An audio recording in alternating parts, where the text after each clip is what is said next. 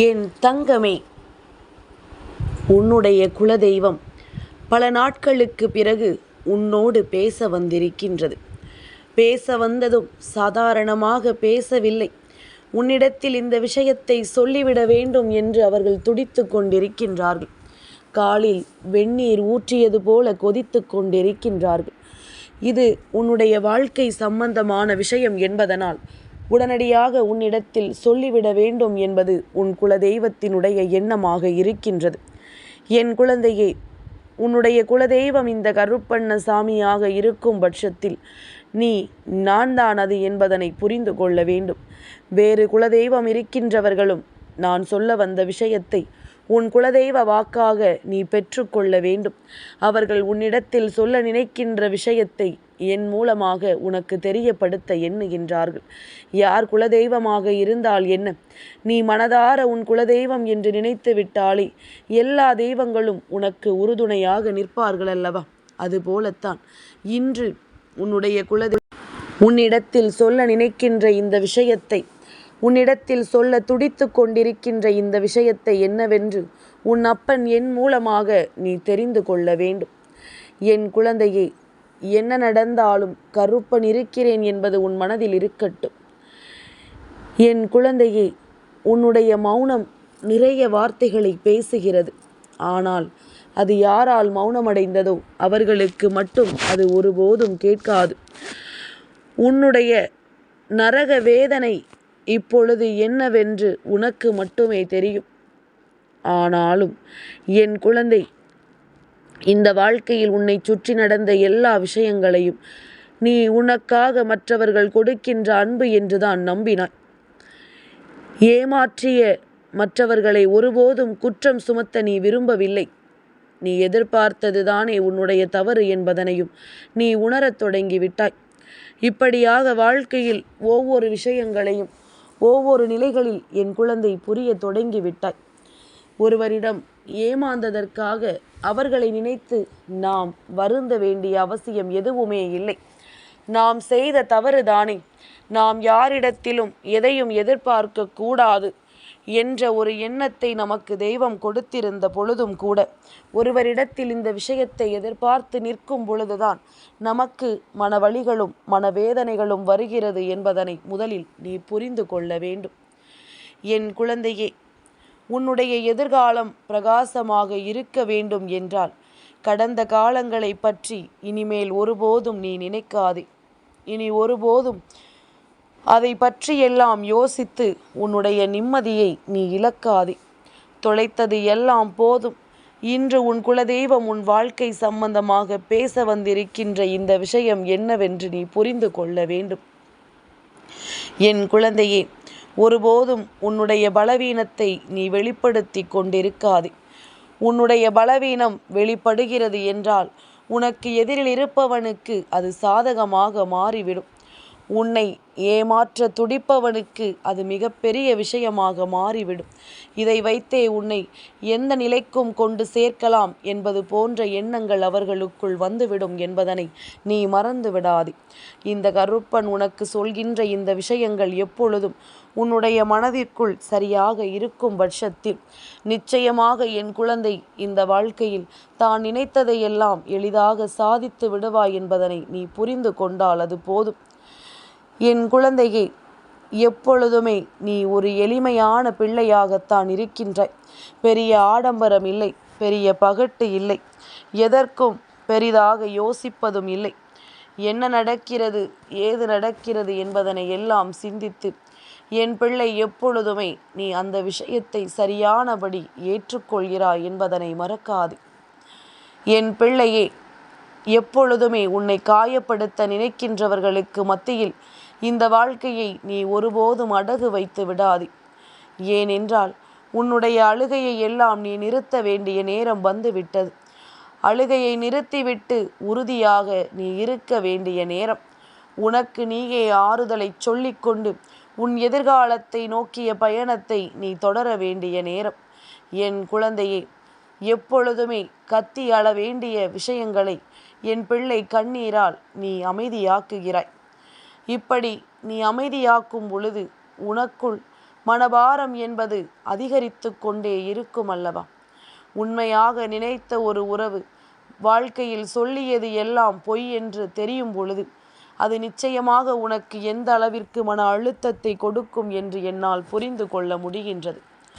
இதுதான் நம் வாழ்க்கையின் கடைசி, இதுதான் நம் வாழ்க்கைக்கு எப்பொழுதும் சிறப்பு என்று நீ உணர்ந்த ஒரு விஷயம் தேவையற்றதாக மாறும் பொழுது நிச்சயமாக என் குழந்தைக்கு அது எப்படிப்பட்ட உணர்வை கொடுக்கும் என்பதனை என்னால் புரிந்து கொள்ள முடிகின்றது. வாழ்க்கையில் எது முக்கியம் என்று நீ யோசிக்கின்ற அளவிற்கு மிகப்பெரிய இன்னல்களை நீ சந்தித்து விட்டாய்.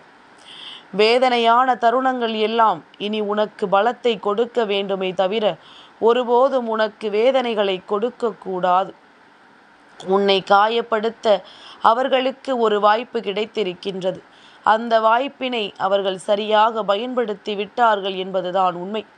அந்த வாய்ப்பை பயன்படுத்தி கொண்டு உன்னை எந்த அளவிற்கு காயப்படுத்த வேண்டுமோ அந்த அளவிற்கு அவர்கள் காயப்படுத்தி விட்டார்கள் என்பதுதான் உண்மை.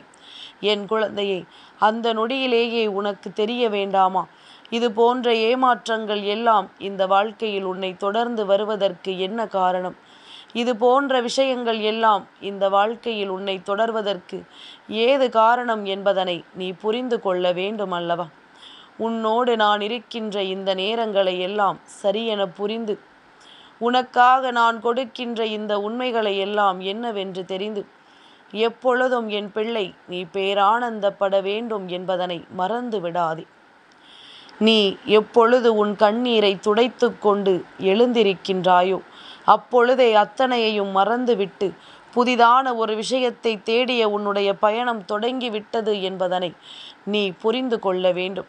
அழுது முடித்தால் அதிலிருந்து ஒரு தெளிவு பிறக்கும் என்றால் நிச்சயமாக நீ அழுவதில் தவறில்லை.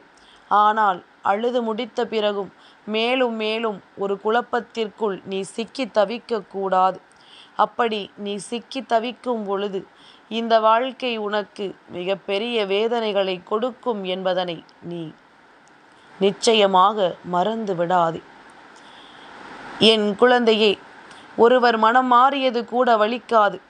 ஆனால் இத்தனை காலம் இவர்கள் இந்த எண்ணத்தோடு தான் இருந்தார்கள் என்று நினைக்கும் பொழுது அது அதிக வேதனையை ஒருவருக்கு கொடுக்கும்.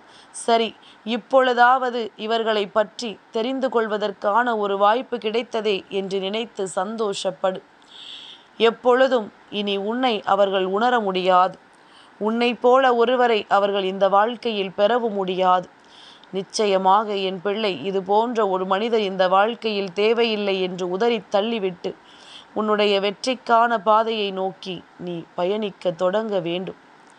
வாழ்க்கை பல அதிசயங்களை நடத்தும். அதுபோலத்தான் இதுவும்.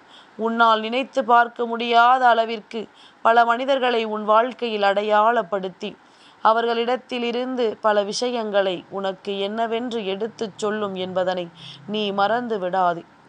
என்ன நடக்கும், ஏது நடக்கும் என்பதனை நீ உணர வேண்டிய நேரம் அல்லவா? இனி நடக்கக்கூடிய நல்ல விஷயங்களை எல்லாம் என் குழந்தை நீ என்றென்றும் சரியாக புரிந்து கொள்ள வேண்டும். உன் குலதெய்வம் உன்னிடத்தில் சொல்ல துடித்து கொண்டிருப்பது என்ன தெரியுமா? வாழ்க்கையின் ஏமாற்றம் வரத்தான் செய்யும். இந்த ஏமாற்றத்திற்காக ஒருபோதும் நீ உன்னுடைய வாழ்க்கையை முடித்து கொள்ளக்கூடாது. இதற்காக ஒருபொழுதும் உன் வாழ்க்கையில் வருகின்ற சந்தோஷங்களை நீ இழந்துவிடக்கூடாது என்று அவர்கள் சொல்கின்றார்கள். என் குழந்தையே, இது வாழ்க்கை துணை என்ற ஒன்று இதுவரையிலும் இல்லாதவர்களுக்கு இப்பொழுது வாழ்க்கை துணை இருக்கின்ற பிள்ளைகளுக்கு என்ன சொல்ல நினைக்கிறார்கள் தெரியுமா? இவர்கள் நம் வாழ்க்கை துணை, நமக்கு ஒருபோதும் இவர்கள் துரோகம் செய்ய மாட்டார்கள் என்பதனை கண்மூடித்தனமாக நம்பிவிடாதே என்று சொல்கின்றார்கள். ஏன் தெரியுமா? ஒரு சில காயங்களையும் வலிகளையும் வேதனைகளையும் அவர்கள் கொடுக்கும் பொழுது அதை நிச்சயமாக தாங்கிக் கொள்ள முடியாது. அதை நிச்சயமாக உன்னால் ஒருபோதும் ஏற்றுக்கொள்ள முடியாது. என்ன வேண்டுமானாலும் சரி, ஏது வேண்டுமானாலும் சரி, இந்த வாழ்க்கை உனக்கு தரக்கூடிய அத்தனை விஷயங்களிலும் உனக்கு சந்தோஷத்தை தெய்வம் ஒளித்து வைத்திருக்கிறது என்பதனை மறந்துவிடக்கூடாது. அப்படி உனக்கு கிடைக்கின்ற இந்த சந்தோஷத்தை ஒருபோதும் விட்டுவிடாமல் உனக்கான நம்பிக்கையையும் மன உறுதியையும் நீ எப்பொழுதும் சரியாக பெற்றுக்கொள்ள தயாராக இருக்க வேண்டும் என்பதனை நீ மறந்து விடாதே. தெய்வமே கதி என்று இருப்போருக்கு வாழ்க்கையில் என்றும் இன்பம்தான். வினையின் காரணமாக வருகின்ற துன்பங்கள் எதுவானாலும் நிச்சயமாக நடுநிலைமையாக வாழ்க்கையில் எதையும் எதிர்கொள்ள வேண்டும். அப்படி இருந்தால் மட்டும்தான் வருகின்ற துன்பங்கள் எல்லாம் இல்லாமல் போகும். உன்னுடைய துணை, உனக்கானவர்கள், இவர்கள் உன்னை ஒருபோதும் ஏமாற்றிவிட மாட்டார்கள் என்பது உன்னுடைய எண்ணமாக இருக்கலாம். ஆனால் வாழ்க்கை சில சமயங்களில் நல்லவர்களுக்குத்தான் சில தவறான பாதைகளை காண்பித்து கொடுத்து அவர்களை தவறான வழியில் அழைத்து சென்றுவிடும். அதனால் இப்பொழுது நடக்கின்ற சூழ்நிலைகளை பொறுத்து பார்த்தால் உன்னுடைய துணையின் நடவடிக்கைகளில் ஏதோ ஒரு மாற்றம் தெரிவதை குலதெய்வம் கண்டிருக்கின்றது. இவர்களினுடைய நடவடிக்கைகளில் ஏற்பட்டிருக்கின்ற இந்த மாற்றத்தை என்னவென்று உணர்ந்து உடனே அதனை சரி செய்ய வேண்டும். அவர்களுக்கு உறுதுணையாக நீ இருக்க வேண்டும். அவர்கள் செல்கின்ற விஷயங்கள், அவர்கள் நடத்துகின்ற விஷயங்கள் எல்லாம் என்னவென்று உனக்கு சட்டென்று புரிந்து கொள்ள முடியாமல் போய்விடும். அதனால் எதையுமே சரியாக புரிந்து கொள்ள நீ தயாராக இரு. உனக்கு வருகின்ற எல்லா உண்மைகளையும் நீ நிச்சயமாக என்னவென்று தெரிந்து கொள்ள தயாராக இரு. நான் இருக்கிறேன் என்பது உனக்கு தெரியும் பொழுது இனி இந்த வாழ்க்கையில் எந்த விஷயங்களும் உனக்கு நன்மைகளை நிறைவாக கொடுக்க வேண்டும். அதனால் உன்னை சுற்றி வருகின்ற சில உண்மைகளை நீ இன்றே தெரிந்து கொள்ள வேண்டும் என்பதனை மறந்து விடாதே. உன்னோடு உன் தெய்வம் இருக்கின்றது. வாழ்க்கை எப்பொழுதும் உனக்கு நன்றாக இருக்க வேண்டும் என்ற எண்ணம் கொண்டு உன்னை சுற்றி வருகின்றது. இதுவரையிலும் நீ தொலைத்தது எல்லாம் போதும். இனிமேல் தொலைப்பதற்கென்று இங்கு எதுவுமே கிடையாது. இந்த வாழ்க்கை உனக்கு தருகின்ற விஷயங்களை நீ மன உறுதியோடு பெற்று கொண்டால் போதும். எப்பொழுதும் இந்த கருப்பன் முன்னின்று உனக்கு எல்லா விஷயங்களையும் நடத்தி தருவேன். வாழ்க்கை துணை என்பது நம்மோடு இறுதி வரை பயணிக்க கூடியவர்கள் என்ற எண்ணம் இருந்தால் எப்பொழுதுமே அவர்களுக்கு ஏற்படுகின்ற ஒவ்வொரு சூழ்நிலைகளிலும் உடனிருந்து அவர்களுக்கு நீ கை கொடுப்பாய் என்கின்ற ஒரு நம்பிக்கையை கொடுக்க வேண்டும். நமக்கு ஒரு கஷ்டம் வந்தால் அதை இவர்களிடத்தில் சொன்னால் அந்த கஷ்டத்தை இவர்கள் 2 மடங்காக்கி விடுவார்கள் என்ற எண்ணம் அவர்களுக்குள் வரக்கூடாது. மாறாக இதை இவர்களிடத்தில் சொன்னால் நமக்கு தீர்வு கிடைக்கும் என்பதுதான் அவர்களின் நம்பிக்கையாக இருக்க வேண்டும். அப்பேற்பட்ட ஒரு உறவு உன்னுடைய வாழ்க்கையில் உன் துணையாக இருக்கிறது என்பதனை உன் குலதெய்வம் உன்னிடத்தில் அடித்துச் சொல்கின்றது. இவர்களை சந்தேகப்படுவது என்பது எதை நோக்கியதாக இருக்க வேண்டும் தெரியுமா? அவர்கள் கஷ்டங்களை உன்னிடத்தில் சொல்லாமல் இருக்கிறார்கள். அவர்களுக்கு இந்த வாழ்க்கையில் வருகின்ற துன்பங்களை உன்னிடத்தில் பகிர்ந்து கொள்ளாமல் இருக்கின்றார்கள். தீர்வு கிடைக்கின்ற இடத்தில் தானே எதையும் சொல்ல முடியும். அதனால் அவர்கள் நினைப்பது போல இந்த வாழ்க்கையில் உனக்கான தீர்வுகளை அவர்கள் பெற வேண்டும் என்று உனக்காகத்தான் இத்தனை கஷ்டங்களையும் அடைந்து கொண்டிருக்கின்றார்கள்.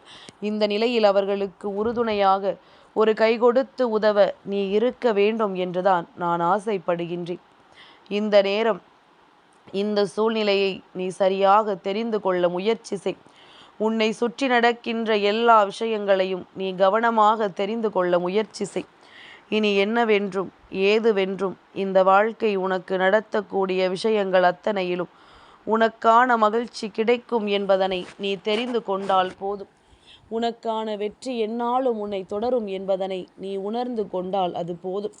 நிச்சயமாக என் பிள்ளைக்கு உன் குலதெய்வம் உன் வாழ்க்கையில் பல உண்மைகளை மேலும் மேலும் எடுத்துச் சொல்லும்.